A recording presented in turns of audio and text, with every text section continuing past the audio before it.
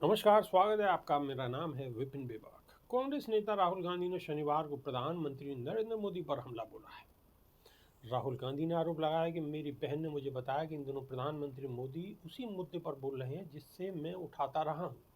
मैंने उनसे लोकसभा में कहा था कि जाति जनगणना होनी चाहिए और आरक्षण पर 50% की सीमा हटाई जानी चाहिए।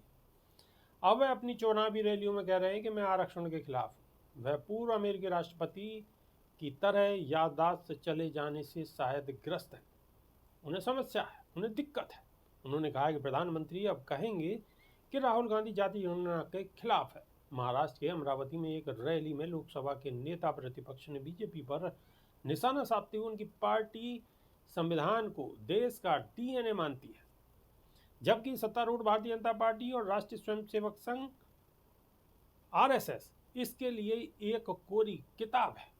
उन्होंने कहा कि संविधान में कहीं भी नहीं लिखा कि विधायकों की खरीद फरोख्त कर सरकार गिराई जा सकती है, जैसा कि महाराष्ट्र में किया गया। उन्होंने कहा कि इसमें यह भी नहीं लिखा कि बड़े उद्योगपतियों का 16 लाख करोड़ रुपए का कर्जा माफ किया जा सकता है।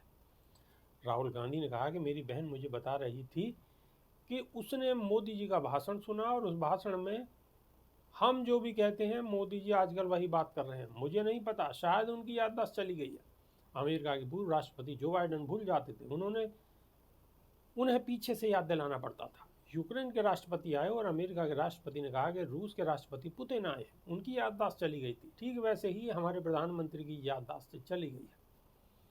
राहुल गांधी ने कहा कि मोदी और बीजेपी के लोग बंद कमरे में संविधान की हत्या करते हैं। जब अडानी, अमित शाह और बीजेपी के लोग महाराष्ट्र सरकार को चुराने के लिए बैठक में बैठे थे, तो क्या वे संविधान की रक्षा कर रहे थे? आज पूरा महाराष्ट्र जानता है कि धारावी की जमीन की वजह से सरकार चुराई गई थी, क्योंकि बीजेपी नरेंद्र मोदी धारावी की जमीन अपने दोस्त अडानी को देना चाहते थे। कांग्रेस नेता ने दावा किया कि विरोधी लोगों ने मेरी छवि खराब करने और मुझे बदनाम करने के लिए करोड़ों रुपए खर्च कर दिए, जबकि मैं दलितों, आदिवासियों और पिछड़े वर्ग के अधिकारों के लिए खड़ा हूँ। राहुल गांधी ने कहा कि वस्तु एवं सेवा कर, जीएसटी और नोटबंदी किसान और छोटे व्यवसायियों को खत्म करने का हथियार है। उन्होंने कहा है कि बेरोजगारी बढ़ रही है और इसी कारण समाज में नफरत फैल रही है।